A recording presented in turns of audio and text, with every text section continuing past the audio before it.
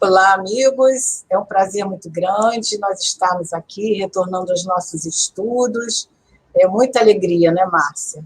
E nós esperamos que todos estejam bem para nós estarmos aprendendo mais um bocadinho. Tudo bem, Márcia? Olá, amigos. Que bom. É tudo ótimo, Thelma. Muito bom estar aqui de novo. Estamos continuando o nosso estudo, né? E hoje nós vamos ver a parte segunda do capítulo 11, que é a entrevista com Ernesto Fantini. Então, nós fizemos no sábado passado o início dessa entrevista dele com o irmão Ribas, e que Ernesto tem a certeza que está realmente desencarnado, que o instrutor continua afirmando isso para ele claramente. E aqui ele vai fazendo uma série de questões, né? A primeira questão que ele faz é por que sabe que ele está lá no plano espiritual, então por que ele não lembra das vidas passadas? E nós paramos quando ele está com a dúvida, olha, de tudo que eu li, por que as pessoas que eram cultas, inteligentes e que ficaram em locais daquela que ele leu, de locais que não eram bons, e por que eu, cheio de culpa, estou nesse local aqui, que não mereço estar nesse local. Então, eles estavam conversando sobre essas ideias de castigo, de céu e inferno, que o instrutor Ribas, né, o irmão Ribas, estava explicando para eles. Então, é isso que nós vamos continuar hoje, não é? Então, vamos lá, Thelma, vai aí. Então, vamos ler o capítulo 11, continuar, né, a segunda parte, onde vai continuar essa conversa lá, lembrando que eles estão em frente àquele espelho, né, sendo registrado ali todos os suas falas, as suas emoções, seus sentimentos, né, como se fosse uma ficha mesmo para futuramente eles reverem, né. Então, vamos lá. O instrutor Ribas, aliás, ele vai fazer uma pergunta. Instrutor Ribas, como definir desse modo o inferno engenhado pelas religiões do planeta? Olha que pergunta interessante. Então, o irmão Ribas vai responder. Reportemo-nos a isso com respeito que o assunto nos reclama. Porque para milhões de almas, o desconforto mental a que se entregam ao lado de outras, nas mesmas condições, é perfeitamente comparável ao sofrimento do inferno teológico, imaginado pelas crenças humanas. A rigor, porém, e atentos à realidade de que Deus jamais nos abandona, o inferno deve ser interpretado na categoria de hospício, onde amargamos as consequências de faltas, que no fundo cometidas contra nós mesmos. Fácil perceber que a área de espaço em que nos demoremos nessa desoladora situação vem a retratar os quadros mentais infelizes que criamos e projetamos ao redor de nós. Ele aí, Márcia, eu acho que ele está se reportando à questão da consciência, né? Porque ele fala aí que o inferno maior é esse que a gente traz dentro de nós mesmos, né? Porque não é pior esse inferno que não nos deixa estar em paz, né? Então, ele exatamente, né? reporta esse inferno teológico, que é o inferno que as religiões pregam, né? E esse inferno, na realidade, eu acho que ele existe. Mas ele existe não fora, num lugar circunscrito. Ele existe dentro de nós, na nossa consciência, que é o maior juiz, né? Nós somos fruto daquilo que nós criamos, né, Thelma? Então, das nossas ações e das nossas culpas, das nossas mazelas, nós somos fruto de tudo isso. Então, nós mesmos criamos os nossos infernos. Então, Sim. É isso que o instrutor Ribas quer dizer, que tem a questão, né, teológica, que ele coloca aqui, mas, aqui, olha, porque para milhões de almas, o desconforto mental a que se entregam, então, a nossa mente, o desconforto mental que se entrega ao lado de outras nas mesmas condições, é perfeitamente comparável ao sofrimento do inferno teológico. Como a Thelma falou, aquele inferno que criaram na teologia, em algumas religiões, mas isso tem a ver com a nossa condição mental. Não é? É o nosso padrão mental, quando nós, por exemplo, pessoas que fixam esse pavor, esse medo da morte, porque vão estar num lugar tenebroso, vão estar no inferno, com imagens, com situações de fogo, né? Isso plasma na nossa mente situações que realmente se transformam num inferno, né? E isso que a gente falou no capítulo passado, que o Ernesto, por ele ser ateu, né, ele não registra essas situações. Então, ele está sendo mais fácil para ele entender toda a conversa do instrutor Ribas. E o instrutor fala aqui, né, que então nós amargamos as consequências de faltas que, no fundo, foram cometidas contra nós mesmos. Sim. Né? Então, nós é que cometemos, nós é que criamos o nosso próprio inferno.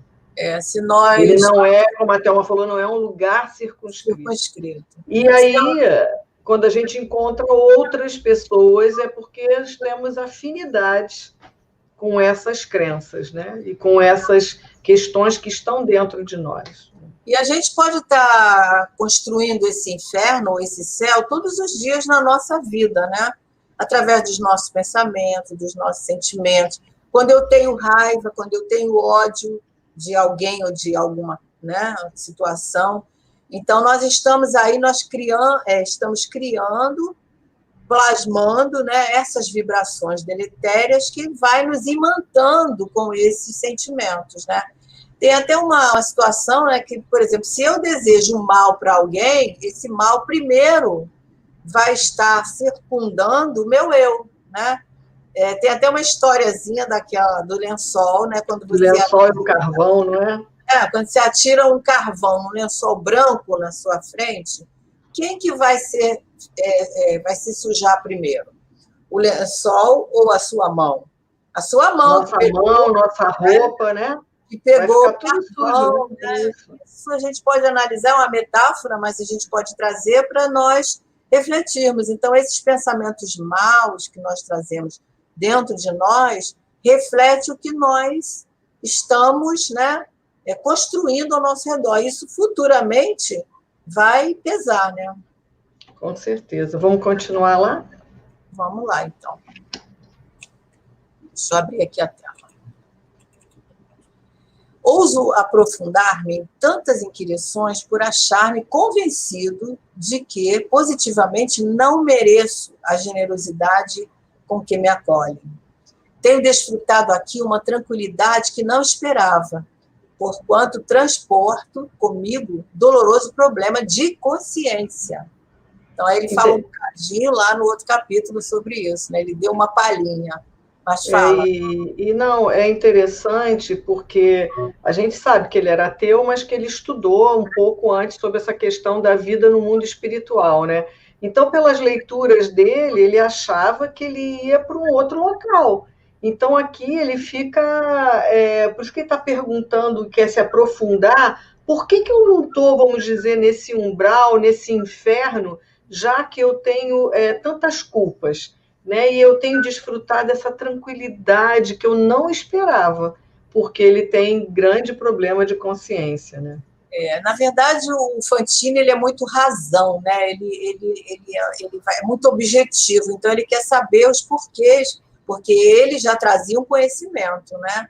Então ele quer saber, foi aquilo que a gente comentou lá, por que ele não está no local como o André Luiz foi, né? Que a gente até brincou, né? Que ele deve ter lido lá, mas ele se pergunta por que ele está sendo acolhido, ele está recebendo essa generosidade, esse tratamento amoroso, né? Onde ele está sendo guiado ali para compreender as coisas que ele naturalmente tinha lido, mas que ainda não estava sedimentado dentro dele, né? E mesmo que ele não tenha lido André Luiz, a impressão que a gente tem é que ele leu, vamos dizer, o Pentateuco, né? Quer dizer, a codificação kardeciana, e ele pode ter lido O Céu e o Inferno, onde tem relato de várias desencarnações de vários espíritos, inclusive espíritos criminosos, que a gente vai ver que é uma das histórias que ele começa a contar aqui. Então, o que ele esperava é estar em algumas condições do qual ele não se encontrava. Né? Então, vamos lá.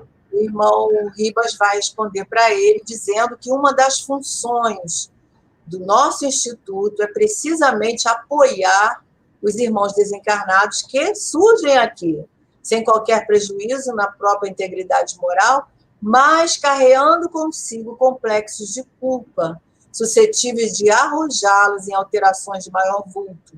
O socorro da nossa casa faz-se tanto mais eficaz quanto mais força de fé patenteia a criatura na possibilidade de superação das fraquezas que não são peculiares. Então, a gente vê aí que a Evelina também trazia essa bagagem de culpa, né? Igual o Fantini. Então, eles são recolhidos nesse lugar de tratamento, né? Que é um instituto, né?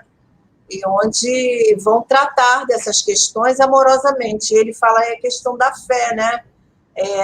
A pessoa, o espírito, quando acredita que aquilo ali vai ser um componente de dar maior equilíbrio, de maior segurança, né? Claro que vai ter uma repercussão muito melhor, né?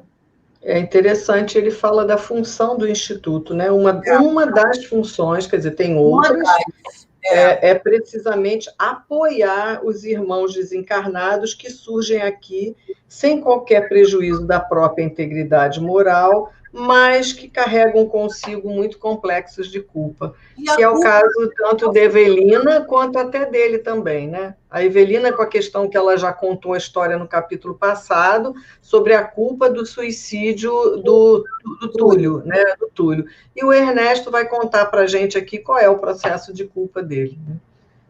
Certo. Vamos lá? Vamos continuar, então. A sua estrutura psicológica, isso ainda é o irmão Ribas falando, né? Que a sua estrutura psicológica imunizou-o contra os delírios de muita gente boa e digna, que ele se reportou lá aos homens de letra, aos homens cultos, né? Às vezes se obriga há muito tempo nas aflições purgativas dos grandes manicômios a que nos referimos, sanando os desequilíbrios a que se despenham,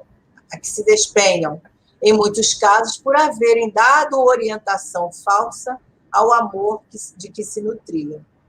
Entregou-se Ribas a ligeira pausa, sorriu e alegou. Ainda assim, apesar do seu índice admirável de resistência, o irmão não está seguro contra os resultados de seus próprios atos e deve aprestar-se a fim de ser defrontados com eles. Aí ele pede para esclarecer. Quer dizer, mesmo ele estando num ambiente acolhedor, amoroso, ele não está isento de sentir esse desconforto, digamos assim, né, daquilo que ele praticou, a consciência, o peso da culpa, que aí, no caso, vai ser amenizada por todo esse tratamento que ele está recebendo, mas não está isento. Isso vai ser aos poucos, né? E é interessante quando ele fala aqui que a estrutura psicológica do Fantini imunizou contra os delírios de muita gente boa e digna, que às vezes se obriga há muito tempo nas aflições, se abriga há muito tempo nas aflições purgativas de grandes manicômios. Então, os manicômios lá mesmo, né, no mundo espiritual.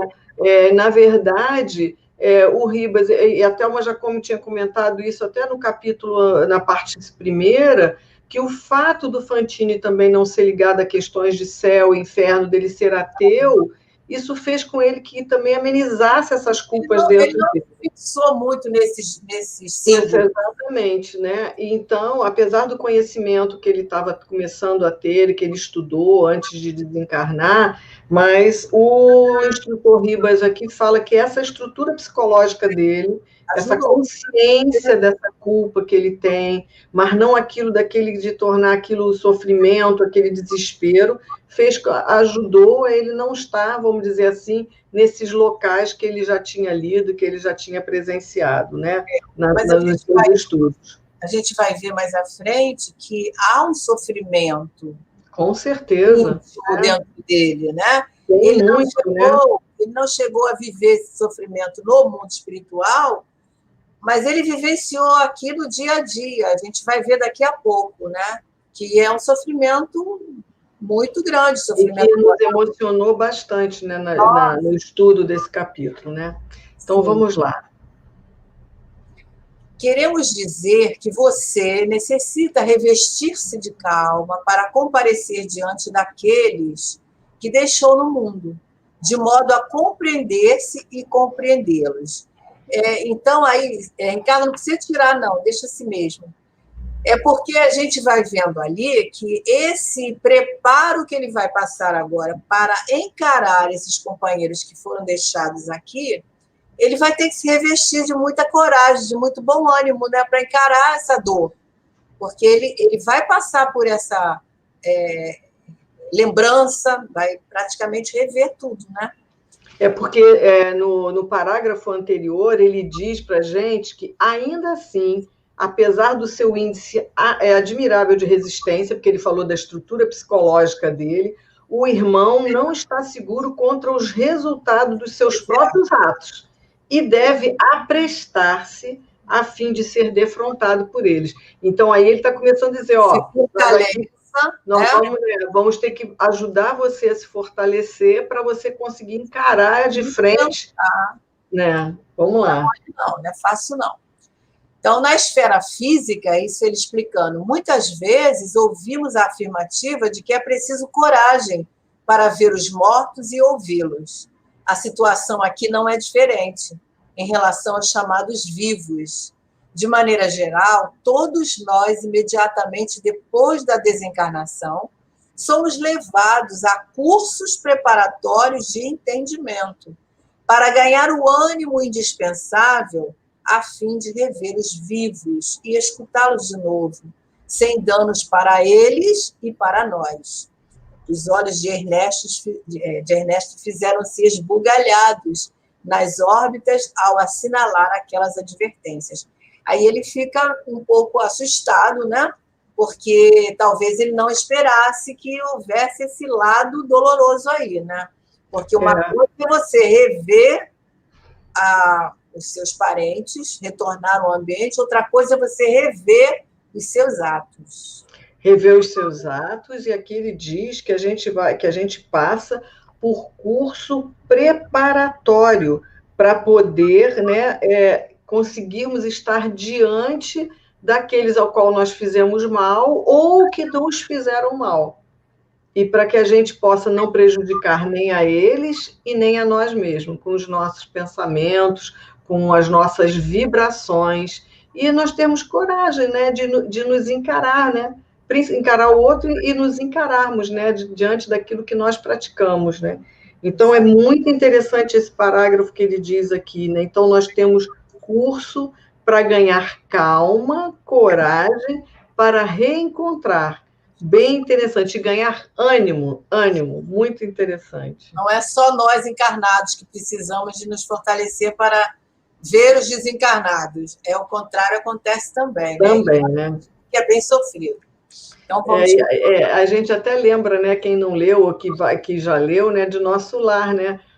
O tempo que demorou André Luiz voltar à sua casa, e quando ele... Aí eu disse assim, bom, agora vamos ver se você está preparado. Quando ele volta, ele vê a esposa já num segundo casamento, nossa, ele entra em desespero, quase volta tudo a perder, né? Então é isso que o Instituto Ribas está falando.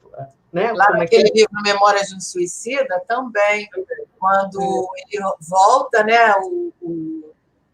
esqueci o nome daquele personagem, não é o principal, não, ele volta lá, né, para ver... Agora eu não lembro. Ele sofre muito, né, quando vê a filha na prostituição, acho que é o Joaquim, né? Jerônimo, não é o Jerônimo? Jerônimo. Então, ele sofre muito. Então, realmente, tem que haver esse preparo. Por isso que eles ficam querendo vir logo, nós, né, ficamos querendo vir logo, mas há que ter todo um preparo. Então, vamos lá, então. Então, lágrimas grossas deslizaram-lhe na face, enquanto que, como se sofresse a pressão de molas invisíveis, constrangendo-o a lançar para fora de si as ideias de culpa, que remoía nos recessos da alma. Ajoelhou-se à frente do benfeitor, qual criança atemorizada, e gritou: instrutor, segundo creio, meu delito é um só.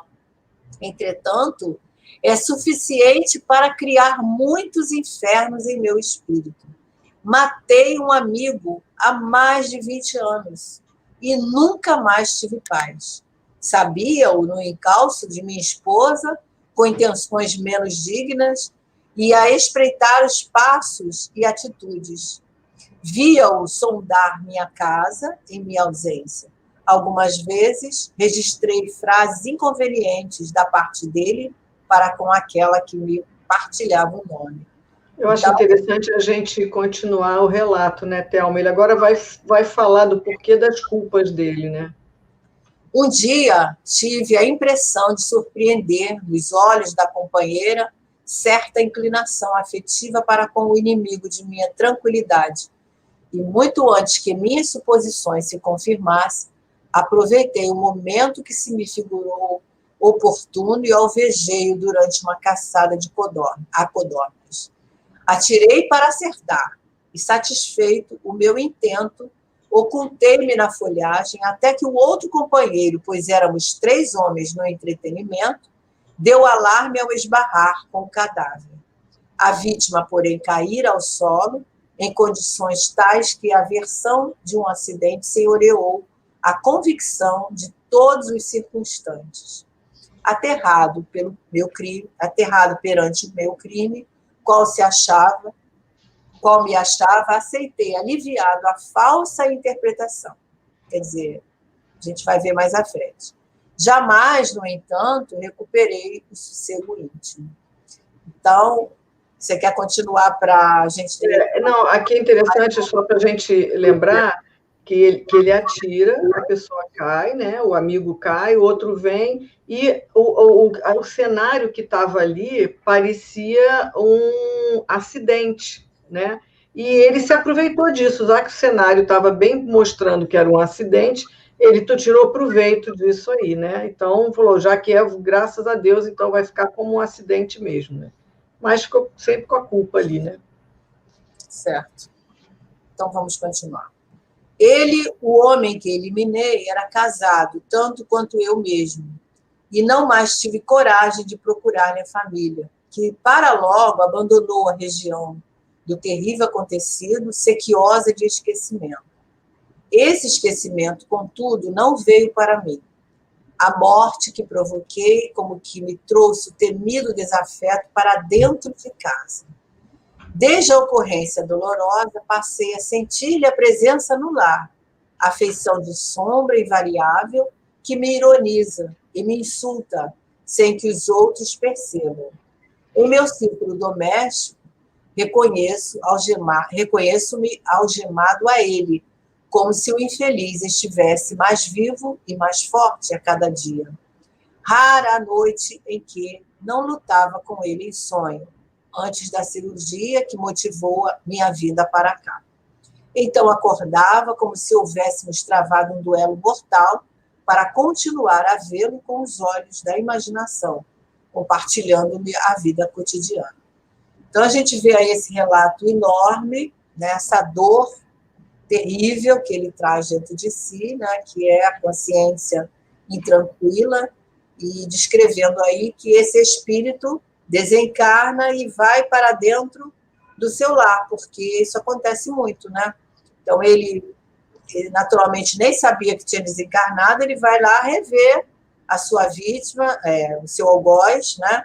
Vai, talvez, falar com a mulher, e há essa presença ali que perturba aquele ambiente, e certamente ele se sentia ali com essas influências que ele percebe, né, como se estivesse cobrando, perguntando, ninguém percebia, mas ele percebia, né? Ele percebia tanto durante dentro de casa, como ao dormir.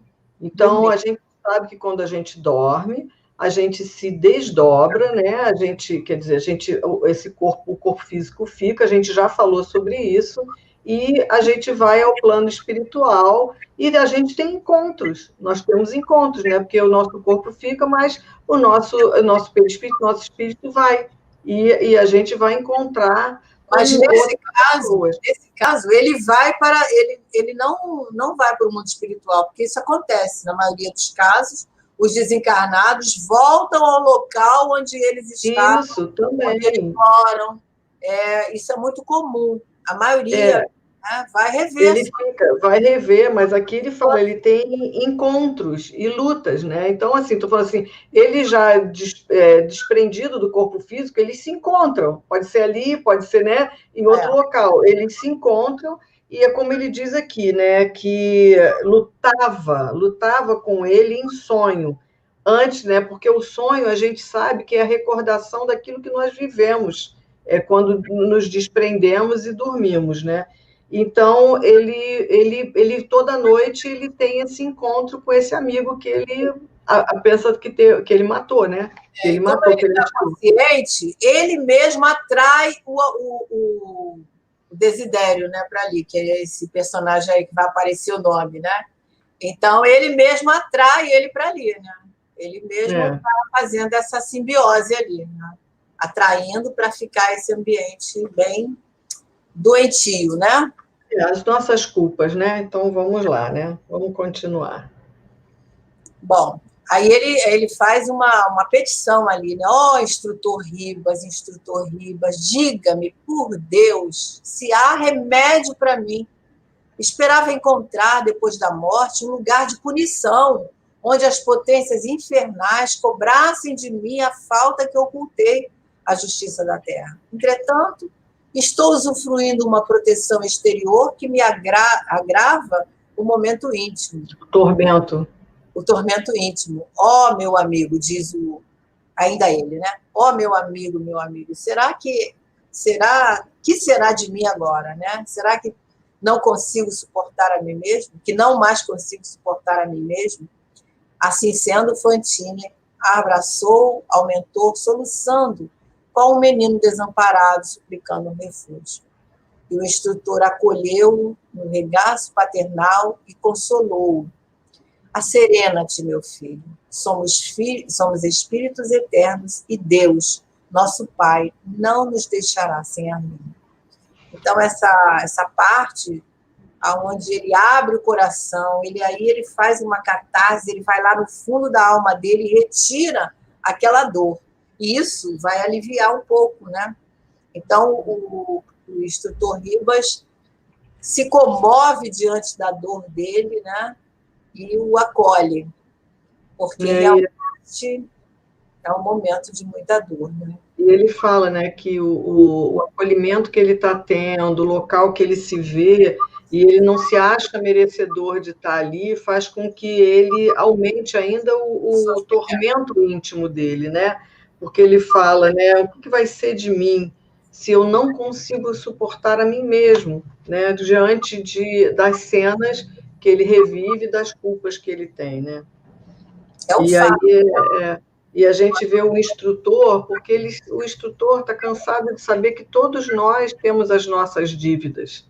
Então, ele também teve as suas, continua tendo as suas, que em um momento ele também vai ter que se reajustar. Então, ele acolhe o Fantine com muito carinho, com muito cuidado, com muito amor, porque ele sabe que todos nós temos as nossas questões, né, para nos reajustarmos. E é por isso que Jesus fala para nós perdoar os nossos adversários enquanto eles estão a caminho, né? Porque vai haver aí uma necessidade muito grande de ambos, né, promover esse perdão, né? Como é que deve ser isso? E o auto-perdão também, né, Thelma? Porque a gente tem que perdoar para que eu possa continuar caminhando. Porque se eu não me perdoar, se eu não me colocar à disposição de uma reparação, também fica difícil a gente caminhar, né? É isso. Então, vamos lá. Vamos. Os olhos de Ribas mostravam lágrimas que não chegavam a cair. Dir-se-ia que ele, o competente orientador, conhecia por si semelhante martírio da consciência, porque, longe de repreender, afagou-lhe a cabeça fatigada, que se lhe abrigara sobre os joelhos, e rematou simplesmente: a justiça de Deus não vem sem apoio da misericórdia. Confiemos. E sem maior delonga, o amigo espiritual ergueu-se sensibilizado, apagou o espelho de serviço e encerrou a sessão. Essa frase que ele fala, a justiça de Deus não vem sem apoio da misericórdia. Isso cala fundo dentro de nós, porque Deus não nos abandona. Nesse momento aí ele está sendo amparado com uma amorosidade, né? E o irmão Ribas está sendo um instrumento ali, né? E ele se comove, porque, como a Márcia falou, todos nós passamos por situações semelhantes. É por isso que não podemos julgar o outro, né? Quem Exato. De nós não tem falhas? Quem de nós não cometeu crimes? Quem de nós não errou? Quem de nós não resvalou, né, sobre essas situações dolorosas? Nós, às vezes, não lembramos nessa encarnação, mas e nas outras? Então, o esquecimento do passado é uma bênção, né, que Deus nos dá para que nós possamos, como a Márcia falou, caminhar, né, nos perdoarmos. Sabemos que temos erros? Temos.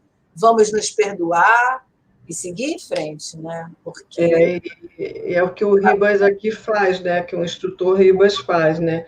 Porque, na verdade, ele sabe também, como a gente estava comentando, quando desencarnou, a tudo aquilo que ele, como Ribas, também executou e que também vai ter que se reajustar, né? Então, é fantástico isso, essa questão, como ele diz aí, a Thelma falou, né? Para que ele se asserenasse, porque somos espíritos eternos, né? Espíritos imortais, e Deus, nosso Pai, não nos deixará sem arrimo, né? Então, nós vamos ter a vida vai seguir, nós vamos continuar, vamos crescer, vamos evoluir e vamos, aos poucos, nos reajustando com tudo que nós fizemos. E como a Thelma falou, a bênção de quando aqui estamos, nesse plano, de não lembrarmos daquilo que nós fizemos no passado. Porque, né, imagina se a gente fosse lembrar que matamos se assassinamos hoje quem é meu pai, quem é meu filho. Não conseguiríamos. Não conseguiríamos conviver, né? Então, essa bênção, essa justiça de Deus é algo tão fantástico em nossas vidas que realmente, assim, a gente consegue caminhar, né? E sabendo isso, muito, agradecer muito, e o fato de nós sabermos que nós nunca estamos sozinhos, sempre tem ao nosso lado o nosso anjo de guarda, nossos espíritos familiares, que estão aqui nos ajudando e fazendo com que a gente possa seguir adiante, e é isso. Então, queridos amigos, assim chegamos ao fim do capítulo 11, esperamos estar juntos no próximo sábado, onde vamos continuar esse estudo assim que está ficando cada vez mais fascinante e de muito aprendizado. Fiquem todos com Deus. Trazendo lições a cada dia para nós crescermos, nós entendermos melhor, né, os nossos planejamentos, a nossa vida, que está tudo nas mãos de Deus. Então, fiquem com Ele, que nós possamos estar bem, passarmos uma semana cheia de alegrias e estarmos aqui no próximo sábado, se Deus quiser, porque a vida continua.